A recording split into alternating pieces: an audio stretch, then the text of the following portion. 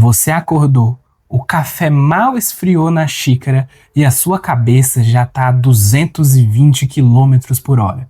Você já está pensando em tudo que vai ter que fazer no seu dia, sua cabeça já está lá na semana que vem e você pensa: ih, Ricardo, isso aí é ansiedade. Mas será que ser uma pessoa acelerada é o mesmo do que ter um transtorno de ansiedade?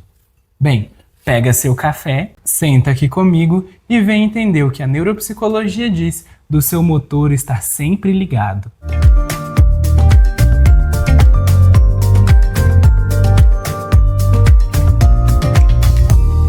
Eu sou Ricardo Passos, sou psicólogo pós-graduado em neuropsicologia e hoje a gente vai entender: sou agitado, será que eu tenho ansiedade?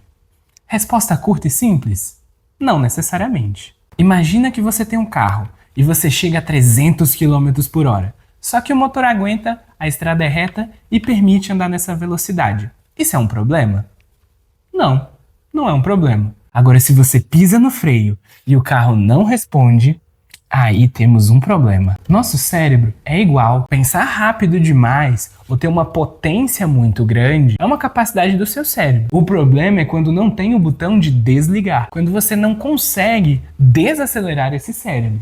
Aí sim, nós temos um problema. Na nossa mente, não tem problema você ter uma agitação, ou você sempre pensar muito rápido, ou você se organizar sempre pensando além. Por exemplo, eu tenho uma organização da minha vida do que eu vou fazer daqui a 5 anos. Mas isso não quer dizer que eu tenho ansiedade. Só quer dizer que eu sou uma pessoa que pensa muito na frente. O problema é quando eu não consigo parar de pensar sempre na frente, pensar sempre no que pode dar errado, e minha cabeça não desliga, os meus pensamentos ficam pensando sempre assim. Aí eu tenho um problema. Qual é a diferença entre ansiedade e transtorno de ansiedade? Bem, ansiedade é um processo normal. Todos nós vamos ficar ansiosos um dia.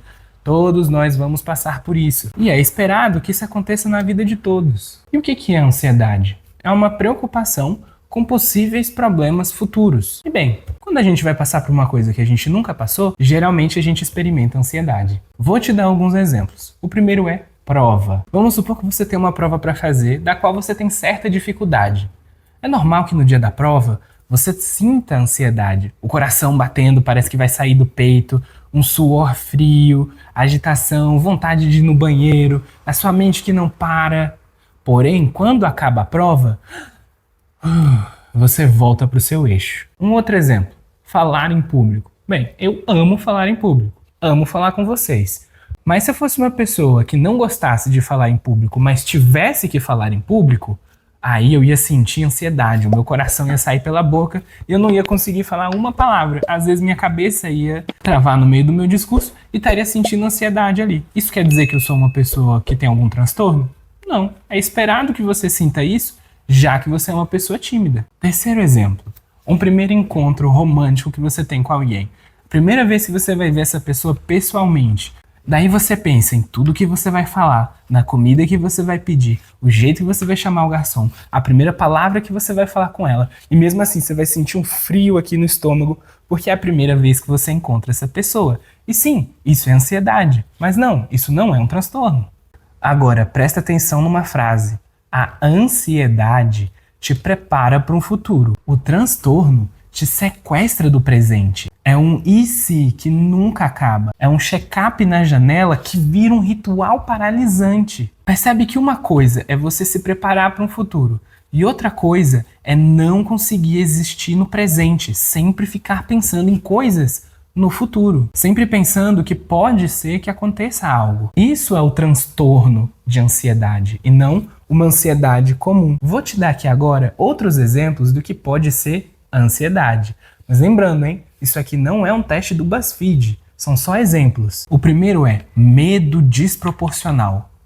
Uma coisa é eu ter medo da minha primeira viagem de avião e eu ficar apreensivo e eu pensar assim: nossa, é a primeira vez, será que vai dar certo? Nunca voei, como é voar? Qual a sensação de voar?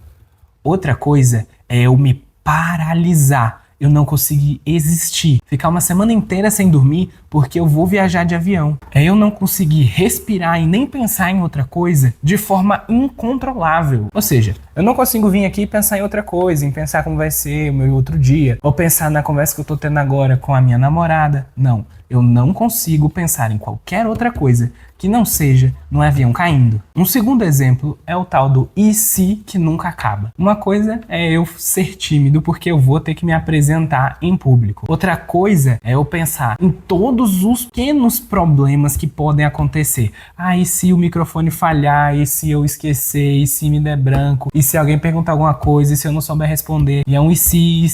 E você nunca consegue sair disso. Te paralisa. Isso sim é uma coisa que pode ser um transtorno de ansiedade. Um terceiro exemplo.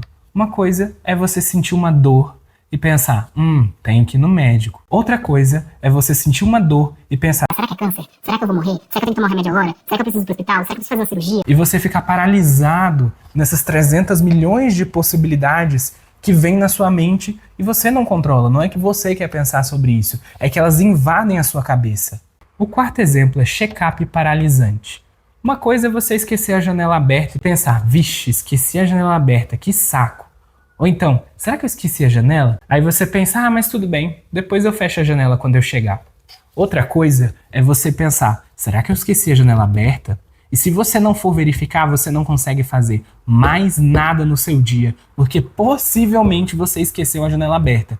E aquela janela invade a sua cabeça a cada 5 minutos do seu dia, enquanto você não volta para ver se você realmente fechou a droga daquela janela. Isso pode ser um indício de transtorno.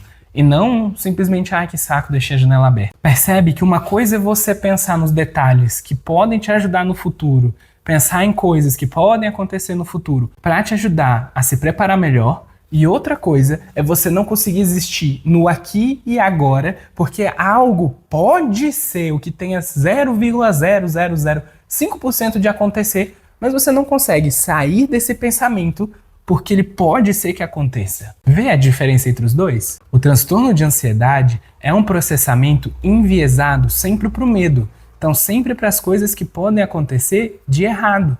Vamos falar sobre a neuropsicologia do medo. O que acontece no cérebro de uma pessoa que tem transtorno de ansiedade? No nosso cérebro, nós temos uma parte chamada amígdala. E sim, eu sei o que você está pensando. Mas não é na garganta?